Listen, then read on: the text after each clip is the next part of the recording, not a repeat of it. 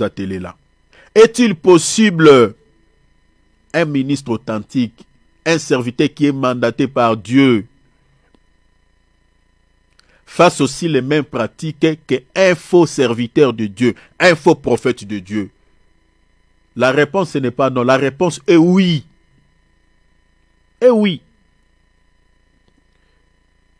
Mais nous avions dit que il y a plusieurs causes, il y a diverses raisons qui peuvent amener un ministre authentique, un ministre authentique de Dieu, à se retrouver dans de fausses doctrines, à l'instar de faux prophètes. Alors, parmi ces causes, nous avons l'infidélité envers Dieu et la corruption. Le texte le principal que nous avions exploité par rapport à cette première cause était Apocalypse chapitre 2, verset 14. On avait parlé sur la doctrine de Balaam ici. La doctrine de Balaam. On avait expliqué beaucoup de choses par rapport à cette doctrine. Ça fait partie des causes qui peuvent faire qu'un ministre authentique se retrouve dans des fausses doctrines, à l'instar des faux prophètes. La doctrine de Balaam. La doctrine de Balaam, c'est quoi? On avait expliqué qui était Balaam d'abord. Balaam était un ministre authentique de Dieu. Mais à cause des présents, à cause de l'argent, à cause des matériels, les prophètes authentiques de Dieu s'est laissé dans la corruption. Est-ce que vous voyez cela? Dans la corruption, s'est laissé dans l'égarement. Il s'est écarté du droit chemin et il a suivi la voie de l'égarement. La doctrine de Balaam, c'est aussi les viandes sacrifiées aux idoles. On avait expliqué que les viandes sacrifiées aux idoles, c'est un enseignement faux. Parce que nous mangeons une viande qui n'est pas sacrifiée aux idoles. C'est-à-dire la viande que nous mangeons, c'est l'agneau, c'est-à-dire la parole authentique. Alors la viande sacrifiée aux idoles, c'est un faux enseignement. Donc c'est-à-dire, un ministre infidèle, un ministre qui s'est laissé dans la corruption, il ne prêche plus la vérité. Il ne dit plus la vérité aux enfants de Dieu. Aujourd'hui, c'est ça ce qu'on retrouve dans plusieurs enseignements. Vous allez voir qu'il y a bien des serviteurs qui étaient des ministres authentiques, qui prêchaient la vérité, mais qui ne prêchent plus la vérité. À cause de quoi? À cause de la corruption. De l'infidélité envers Dieu. L'argent, les présents. La doctrine de Balaam, c'est quoi? C'est aussi, c'est livré à l'impudicité. Par rapport à l'impudicité, on avait expliqué des dimensions. Parce qu'il y a l'impudicité physique, c'est-à-dire l'impudicité, c'est l'acte sexuel en dehors du mariage, de ce cadre que la Bible nous présente, c'est-à-dire le mariage. Mais l'impudicité sur le plan spirituel, c'est aussi la convoitise de la chair. Tu es dans le Seigneur, mais tu te laisses entraîner aussi dans le monde. C'est aussi l'impudicité. On avait expliqué beaucoup de choses par rapport à cette première cause qui peut faire qu'un ministre authentique se laisse entraîner dans l'égarement. Donc on avait expliqué beaucoup de choses par rapport à cela. Alors, deuxième cause, l'ignorance et le manque d'affermissement. Le texte principal qu'on avait exploité par rapport à cette deuxième cause est 2 Pierre, l'épître de 2 Pierre, chapitre 3, verset 15 à 16. Vous allez voir, l'apôtre Pierre est en train de dire que les personnes ignorantes et mal affermies tordent le sens des Écritures. Vous voyez? Et l'apôtre Pierre ajoute, il dit, c'est pour les ruines. C'est-à-dire ces gens-là qui sont mal affermis, qui tordent le sens des autres Écritures de la Bible. Par l'ignorance, par manque d'affermissement, l'apôtre Pierre dit que c'est aussi pour leur propre ruine. C'est-à-dire un ministre de Dieu ignorant, mal affermi, la Bible dit ne comprend pas les Écritures. Lisez ce livre de 2 Pierre 3, 15, 16. Un serviteur de Dieu ignorant, mal affermi, il tord souvent le sens des Écritures. Il ne comprend pas le sens de la parole. 2 Pierre 2, 15. C'est 2 Pierre, oui. 2 Pierre chapitre 3. Non, 2. Oh, 2 Pierre chapitre 2. Oui. Après avoir quitté le droit chemin, il se sont égarés en suivant la voie de Balaam, fils de Beor, qui aima le salaire de l'iniquité. Non, je parlais des personnes ignorantes et mal affermies, qui tordent l'essence des Écritures. C'est l'épître des 2 Pierre chapitre 3, versets 15 à 16. Vérifiez ça. Vérifiez ça. Non, là, il met croyez que la patience de notre Seigneur est Ouais, notre c'est ça. salut. Ok. Continuez. Comme notre bien-aimé frère, Comme notre bien-aimé frère, c'est ça. vous l'a aussi écrit selon la sagesse qui Voilà. vous a donnée. Qui lui a été donné. Donc c'est ça. Tu peux t'arrêter là, mon frère, ça va. C'est ça l'écriture. Donc c'est 2 Pierre chapitre 3, versets 15 à 16. Donc, l'apôtre Pierre nous exhorte ici qu'il y a bien de gens qui ne comprennent pas les Écritures, qui ne comprennent pas les textes de la Bible, qui tordent l'essence des Écritures. L'apôtre Pierre dit que c'est à cause de l'ignorance, c'est à cause c'est-à-dire manque d'affermissement qui fait que ces gens-là ne comprennent pas les Écritures. Et l'apôtre Pierre dit que c'est pour leur propre ruine que ces gens-là, prêchent mal la parole de Dieu. Ouais, c'est aussi pour leur propre ruine. C'est-à-dire, un serviteur de Dieu qui prêche mal la parole de Dieu, c'est aussi pour sa propre destruction. La ruine dont l'apôtre Pierre fait mention, c'est l'enfer, au fait. C'est la destruction éternelle. C'est l'enfer. Hein, vous pouvez lire ça dans 2 Thessaloniciens, chapitre 1er, versets 8 à 9. C'est là où on nous parle d'une ruine éternelle. Est-ce que vous voyez cela? Donc, c'est ça, au fait. Donc, c'est pour cela, vous allez remarquer, même Jésus a dit aux pharisiens et aux scribes, il dit aux pharisiens, il dit, vous fermez aux hommes le royaume des cieux et vous n'y entrez pas vous-même. Vous voyez? Donc, c'est-à-dire un serviteur de Dieu qui prêche mal la parole de Dieu, lui-même, c'est-à-dire cet enseignement-là ne le sauvera pas. Et les gens qui l'écoutent aussi ne seront jamais sauvés. C'est ça ce que Jésus dit aux pharisiens et aux scribes. Je suis dans Matthieu 23, 13. Il dit, vous fermez aux hommes la porte. Il fermait comment? Par l'enseignement. Il donnait un enseignement qui ne permettait pas aux gens d'avoir l'accès au royaume des cieux. Et Jésus dit, vous fermez aux hommes. Il dit, c'est-à-dire, cet enseignement-là que vous êtes en train de prêcher, vous pharisiens, vous scribes, ça ne sauvera pas toutes ces personnes-là qui vous écoutent. Et vous-même aussi, ça ne vous sauvera pas. La raison pour laquelle vous allez voir dans 1 Timothée chapitre 4, verset 16, Paul dit à Timothée, veille sur toi-même, sur ton enseignement. L'apôtre Paul dit, ça sauvera toi-même et ceux qui t'écoutent. Est-ce que vous voyez cela? C'est-à-dire, l'enseignement, c'est pour cela qu'un serviteur de Dieu doit veiller sur ce qu'il prêche, sur son enseignement. Parce que ça va sauver d'abord sa propre vie, comme je prêche là.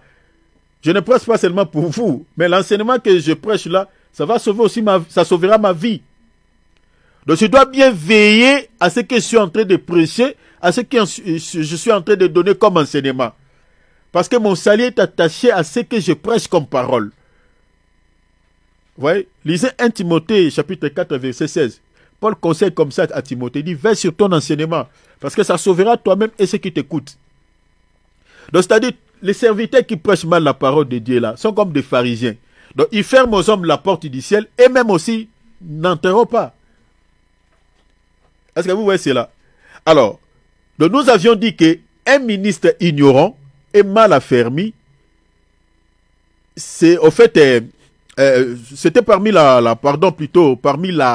les deuxièmes raisons ou la deuxième cause qui peut faire qu'un serviteur de Dieu authentique s'écarte aussi du droit chemin. Il prêche mal la parole de Dieu. C'est faute de l'ignorance et le manque d'affermissement. Alors, troisième cause, la tromperie et le manque de discernement. Le texte principal que nous avions exploité par rapport à cela, c'était Hébreux chapitre 5, versets 12 à 14. Hein? Si vous lisez là-bas, on nous parlait, c'est-à-dire, l'apôtre Paul nous parle, parce que le discernement dont nous parlons ici, c'est au fait, c'est l'expérience, la connaissance de la parole de Dieu. Ouais, qui donne la capacité à tout ministre de Dieu de pouvoir discerner, hein, faire la distinction entre les fausses doctrines et la saine doctrine. Ouais, parce que quand on n'a pas de discernement, on se laisse tromper, on s'écarte du droit chemin.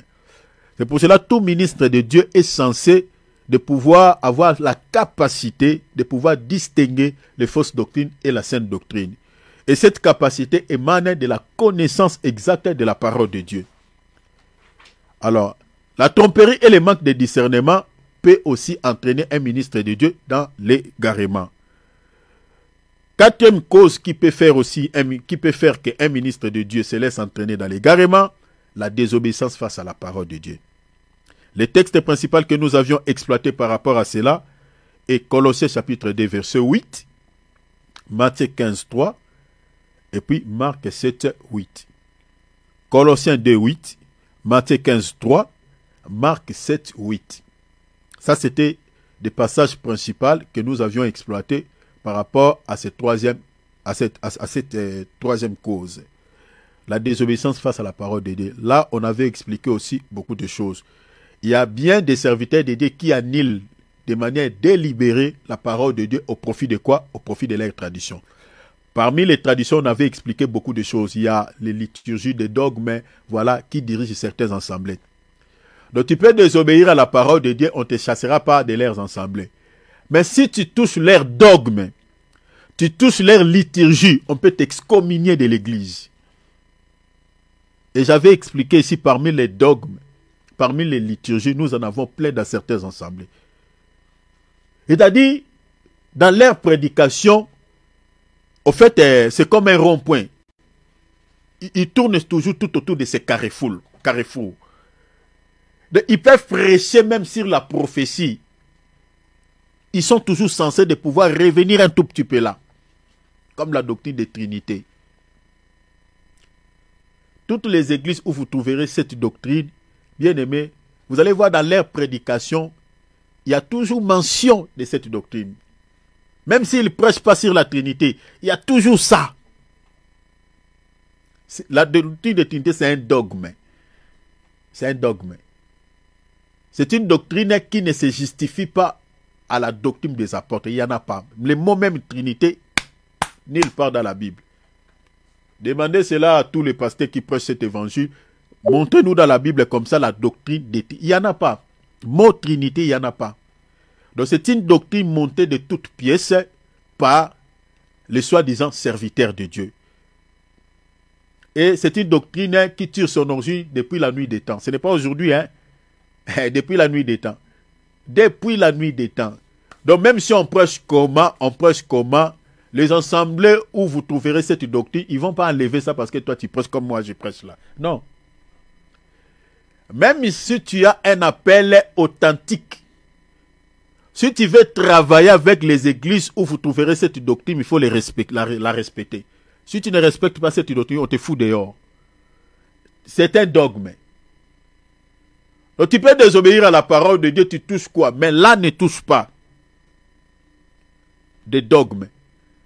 Alors, il y a bien des églises, bien des serviteurs de Dieu qui annulent délibérément la parole de Dieu à cause de ces dogmes, à cause de ces traditions, des liturgies, certaines confessions de foi que vous trouverez dans certaines assemblées, qui n'ont rien à voir avec la parole de Dieu. Voilà, donc, je travaille dans des églises comme ça.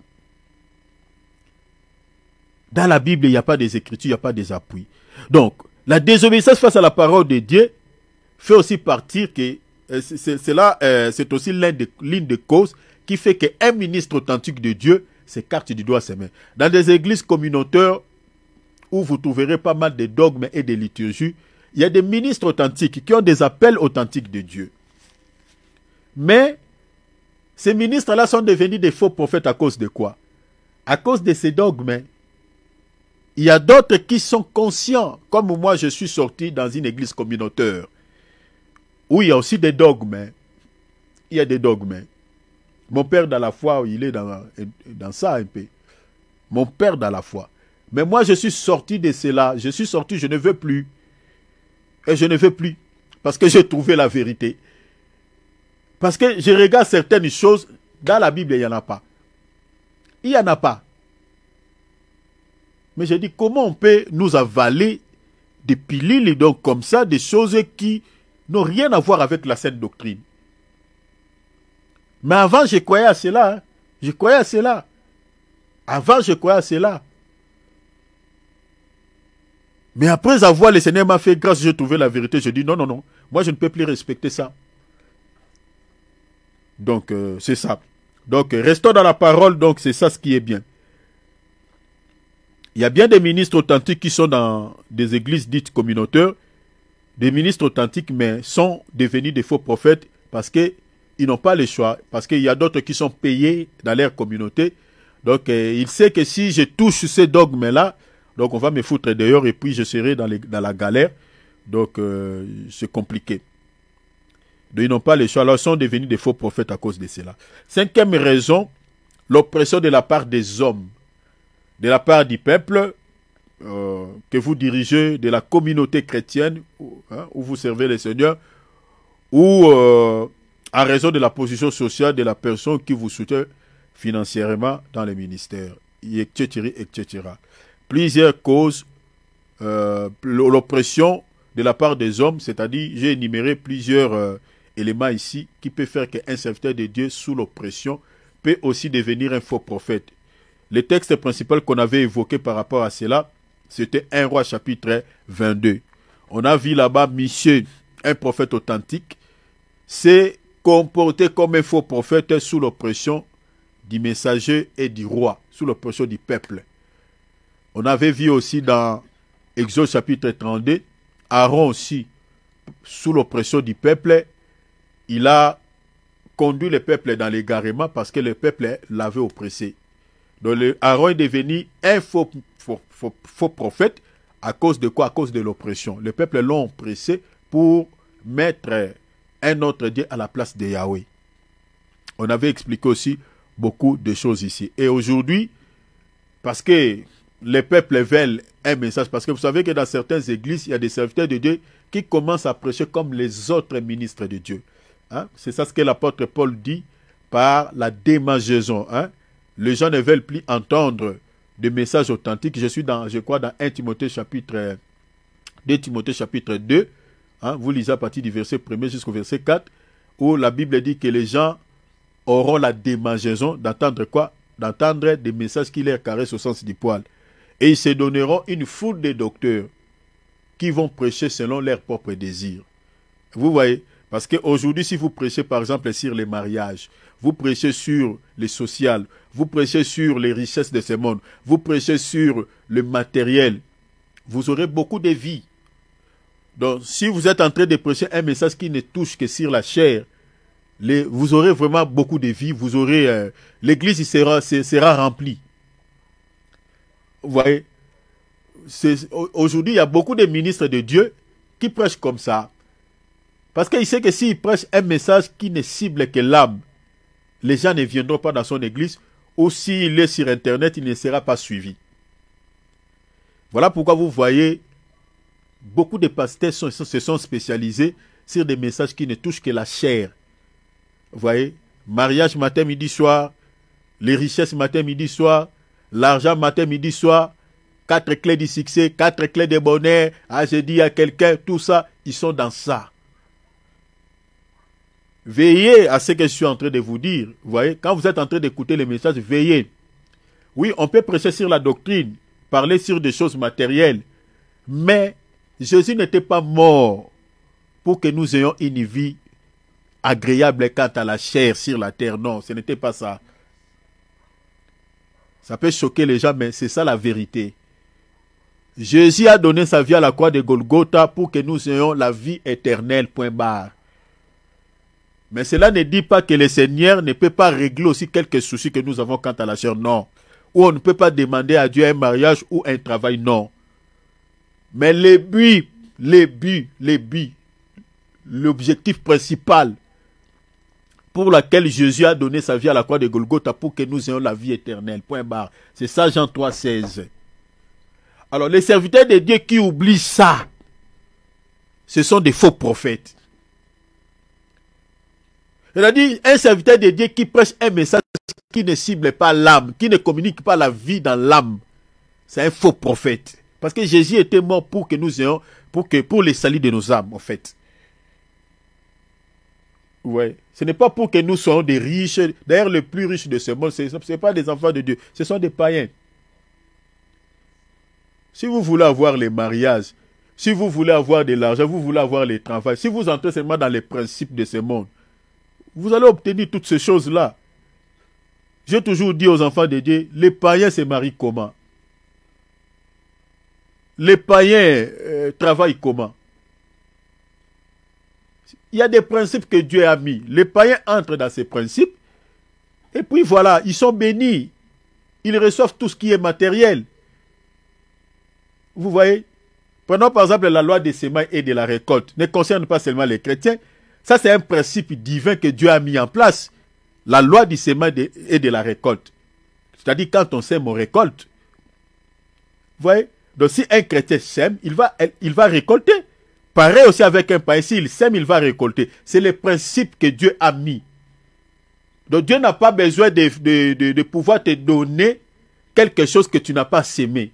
C'est-à-dire, si tu travailles, tu auras du pain. La Bible dit, celui qui ne travaille pas n'aura pas à manger. C'est un principe, c'est une loi. Que tu sois chrétien, que tu sois païen, si tu respectes ces principes, tu auras à manger. Donc, il faut aller chercher du travail. Si tu trouves un travail, tu auras du pain, tu auras de quoi manger. Maintenant, si tu es enfant de Dieu, tu ne respectes pas ces principes, tu n'auras pas à manger. Est-ce que vous voyez cela? Donc, il y a des principes que Dieu a mis déjà en place. Si vous entrez dans ces principes, vous obtiendrez tout ce qui est matériel, tout ce qui est physique. Mais en termes du salut, le Seigneur dit quoi? C'est par l'enseignement. Vous voyez? La Bible dit, cherchez premièrement le royaume et la justice. Les saluts, on les cherche. Parce qu'il y a plusieurs églises qui sont dirigées par des faux prophètes. Donc si vous ne cherchez pas une vraie église, vous ne trouverez pas les saluts. Je suis dans Matthieu chapitre 3, chapitre 6, verset 33. Cherchez premièrement le royaume et la justice. Vous voyez? Les saluts, on les cherche. Donc, un serviteur de Dieu qui sait la raison, qui connaît la raison pour laquelle Jésus était mort à la croix, dans son enseignement, doit cibler l'âme, il ne peut pas cibler la chair. Alors, ça c'était l'oppression de la part des hommes. On a vu comment Michée s'est écarté du droit chemin sous l'oppression des hommes.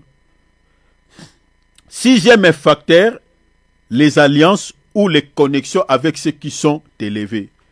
Le texte principal qu'on avait exploité par rapport à ces sixième facteur, ou sixième raison, pardon, c'était 1 Roi chapitre 11 verset 2 à 6.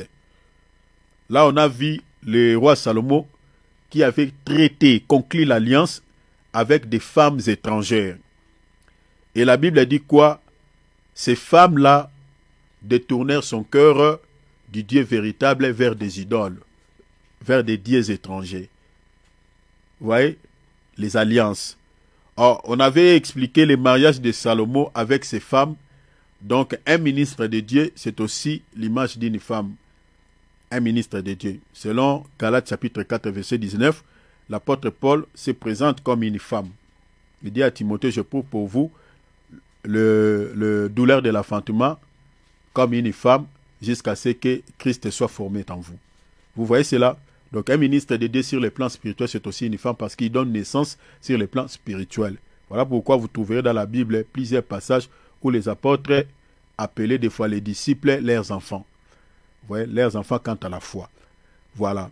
Alors, par rapport à cela, un ministre en tant qu'une femme, quand on voit le roi Salomon conclure les alliances avec d'autres femmes, et ces femmes-là l'ont poussé dans l'égarement, dans l'idolâtrie, donc c'est aussi l'image d'un ministre de Dieu en tant qu'une femme, vous comprenez, qui va conclure les alliances, vous voyez, avec des femmes étrangères que j'explique, par exemple, de fausses religions ou de faux prophètes.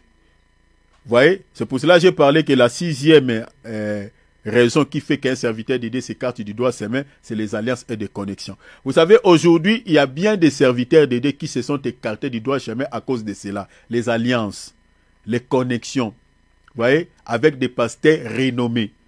Et beaucoup de pasteurs renommés, des pasteurs qui sont reconnus dans ce monde comme des big shops, hein, donc des archibishops, des big prophètes. La majorité sont des faux prophètes. La majorité. Bien qu'il y a quelques exceptions, mais la majorité sont des faux prophètes. Regardez même un des faux prophètes qui est reconnu aux États-Unis d'Amérique, je tais son nom. Il est parmi les grands, entre guillemets, les grands serviteurs de Dieu de ce monde. Il est compté parmi les grands serviteurs de Dieu. Mais dans l'affaire de P. Diddy, P. Diddy, là, cet assassin, ce criminel-là, le pasteur là est cité dans la justice. Et il y a des images où on voit le pasteur là avec ce rappeur américain qui est condamné à la justice américaine. Vous voyez. Et ce faux prophète là, il est dans la consécration d'un serviteur de Dieu, où j'avais trouvé l'image sur la toile, et j'avais vu dans cette photo-là, quelques serviteurs de Dieu que je connais, qui sont en alliance avec lui. Je peux vous citer même leurs noms ici. Il y a d'autres qui sont ici en France, il y a d'autres qui sont en Afrique.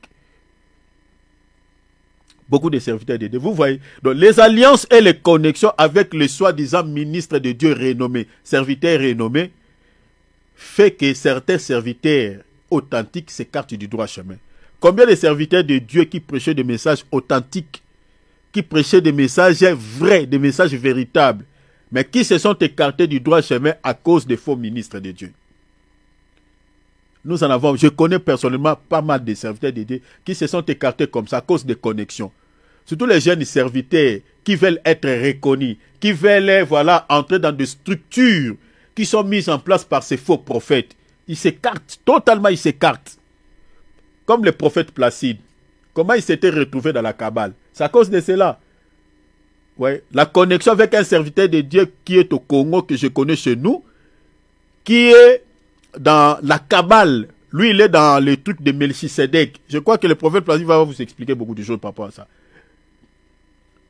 Donc, il a amené beaucoup de gens dans la Kabbale. Beaucoup. Il est considéré comme un serviteur authentique. Mais le prophète Placide, quand il est entré, et puis Dieu l'a fait grâce, il est sorti. Hein. Mais là-dedans, lui, avant, il connaissait ce serviteur de Dieu là comme étant ministre authentique. Jusqu'à présent, il a une grande église au Congo. Il continue. Mais c'est un faux prophète, c'est un kabbaliste, un magicien. Et il égare beaucoup les alliances. Les jeunes serviteurs qui veulent des connexions. Ouais. Ils veulent prendre des photos avec des pasteurs renommés pour être reconnus. Bon, voilà. Il est aussi devenu un grand serviteur de Dieu. Tu ne veux pas être grand selon Dieu, mais tu veux être grand selon le monde.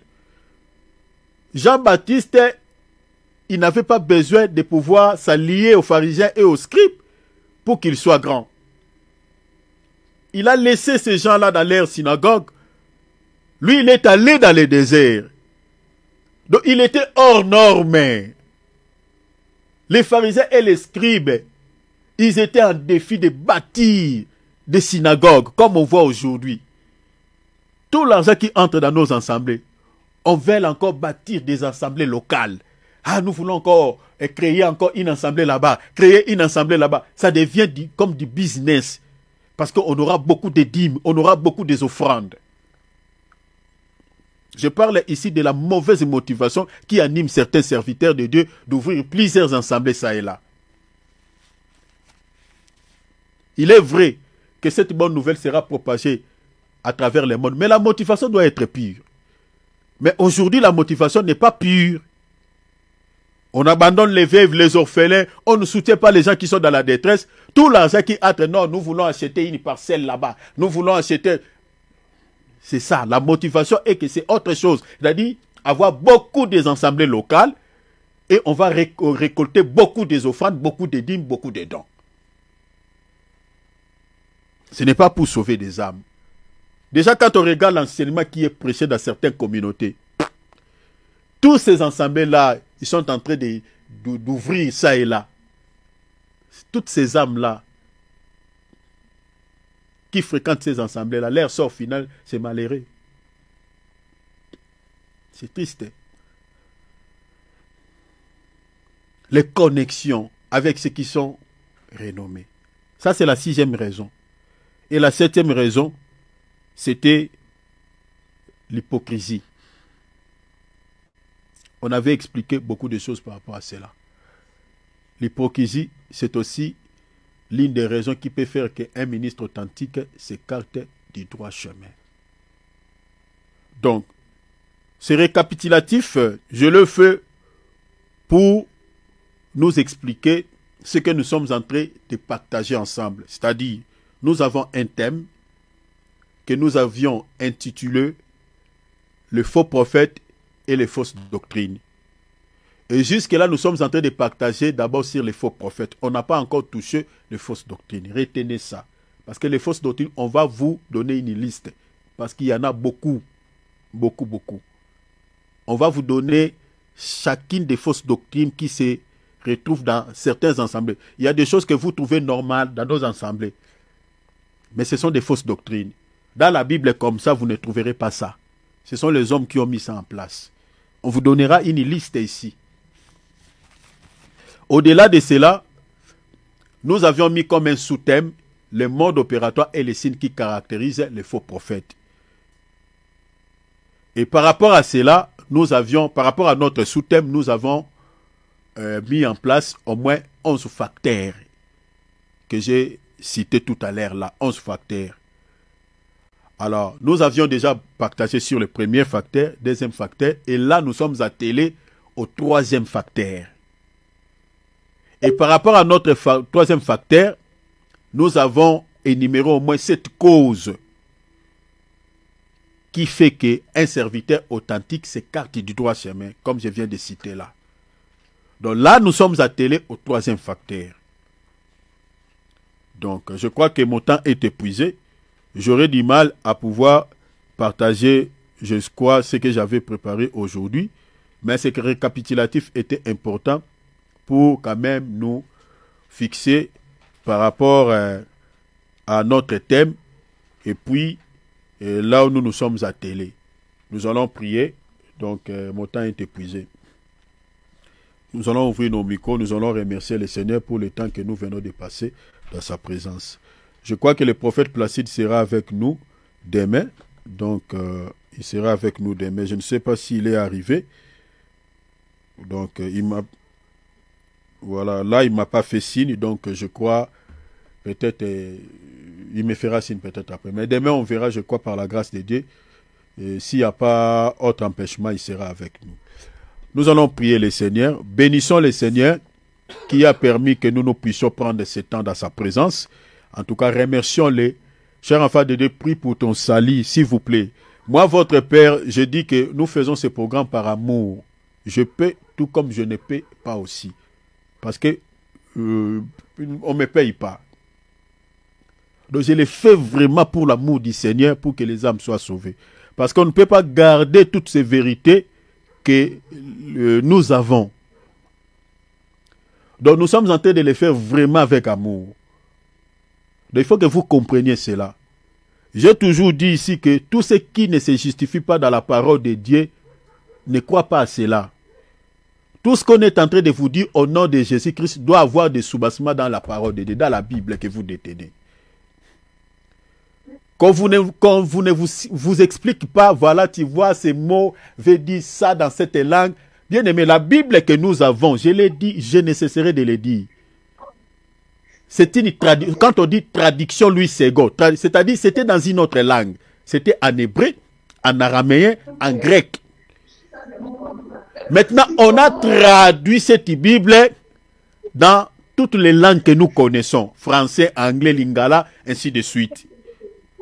Mais pourquoi maintenant, pour pouvoir interpréter la Bible, on doit encore recourir dans toutes ces langues? Ça, c'est une mauvaise interprétation. Il est vrai, on peut expliquer certains langages, donner des explications par rapport à l'hébreu et au grec. Mais on ne peut pas interpréter la Bible, mes bien-aimés, en faisant le recours à toutes ces langues-là. Non, ça c'est une mauvaise... La Bible s'interprète comment? La Bible, c'est-à-dire quand on prend un verset, pour pouvoir expliquer ce verset-là, il faut associer un autre verset pour pouvoir expliquer ces versets. C'est comme ça qu'on interprète. On n'interprète pas la Bible en faisant les recours dans une langue. Non, non, non, non. Maintenant, il y a beaucoup de gens qui ont fait des écoles théologiques. Ils interprètent. C'est pour cela que nous avons pas mal de fausses doctrines. Je crois que quand on parlera sur les fausses doctrines, on va vous expliquer cela. Donc faisons attention. Tout ce qu'on est en train de vous dire doit avoir des appuis dans la Bible que vous détenez. Doit avoir des appuis. S'il n'y a pas, mes bien-aimés, votre salut est en jeu. Si vous croyez à quelque chose qui ne se justifie pas dans la Bible, votre salut est en jeu. Ne faisons pas des yeux doux, mes bien-aimés, à ces gens. Il y a des âmes qui pleurent en enfer. En termes de salut, mes bien-aimés, enlevez tous les sentiments charnels. Le diable, il a ses prophètes. Les prophètes, là, ce sont des gens normaux, hein, des gens en chair et en os, hein, qui nous font du sourire, hein, qui nous saluent, ma sœur, mon frère, tout ça, mon fils, ma fille, que nous appelons daddy des fois. Ce sont ces gens-là. Faisons attention. Même moi, votre frère qui vous parle là, si je dis quelque chose qui ne se justifie pas, mais ne crois pas. Ne crois pas.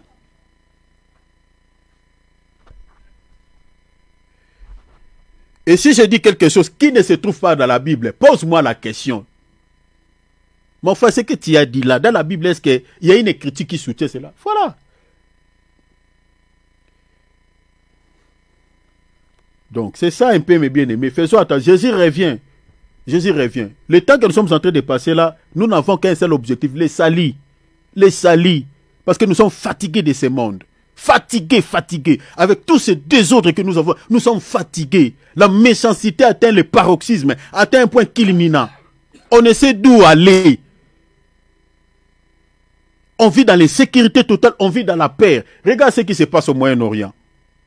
Et c'est compliqué, compliqué. On ne sait pas ce qui nous dirige, on ne sait pas. C'est compliqué. On utilise des armes lourdes, on est en train de bombarder les pays, il y a des innocents qui meurent, il y a tout ça, il y a ça ce qu'on vit dans le monde. Suivez les informations qui se passent au Moyen-Orient. Au Congo, Kinshasa, mon pays, n'en parlons pas. Plus de 15 millions de morts. Plus de 15 millions. Et tout ça à cause de quoi? À cause des mauvais dirigeants que nous avons. C'est ça le monde auquel nous vivons. Alors nous souhaitons que le Seigneur vienne nous chercher. Le Seigneur, même aujourd'hui, là, moi j'attends. Jésus vient. Qu'il vienne. Nous sommes fatigués. On croyait que bon, si on trouve le travail, on trouve à manger, cela nous suffit. Mais rien, ce n'est pas ça. Il y a toujours tendance d'une troisième guerre mondiale. Vous entendez cette grande puissance et l'autre là. Il y a toujours des tendances, il y a la guerre froide. Et vous savez que la deuxième guerre mondiale a commencé toujours comme ça. C'était une guerre froide. Et ben après quelques temps, ça devient... C'est ça ce que nous sommes en train de vivre. Nous sommes là. Parce qu'il y a d'autres qui ne suivent pas des informations. C'est pour cela, en tout cas, le Seigneur est tout proche à la porte. Cher enfant de Dieu, ne joue pas avec toi. Là, il faut prier chaque matin. Avant de faire quoi que ce soit, plie tes genoux, Seigneur, sauve ma vie. Prie pour ton salut. Parce que très bientôt, il y aura le gouvernement de l'Antichrist et le Seigneur ne tardera pas pour pouvoir enlever les vrais chrétiens. Alors, prie que tu sois compté parmi ces chrétiens-là. Prépare ton cœur. Enlève tous les sentiments charnels, enlève-toi, tout ça. Si quelqu'un te cherche les problèmes, laissez-lui avec ses problèmes. Dis, en tout cas, moi, je n'ai rien avec toi. Je te laisse. Laissez-le avec ses problèmes.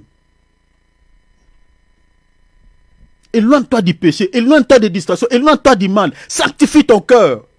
Parce que tel que nous sommes là, le monde est comme une grossesse qui atteint déjà 9 mois. Très bientôt, il y aura une naissance de l'Antichrist. Donc tous ces troubles que vous êtes en train d'attendre là, à gauche, à droite, c'est ça Daniel 7. Pou, il y aura l'Antichrist qui va sortir. Parce que c'est lui qui viendra maintenant mettre du calme. C'est comme ça qu'il sera accueilli. Ah, il a résolu les problèmes du Moyen-Orient. Ah, il a résolu les problèmes de l'Ukraine et la Russie. Ah, il a résolu les problèmes qui étaient à Yémen. Ah, c'est comme ça qu'il sera accueilli. Et il mettra son gouvernement comme ça.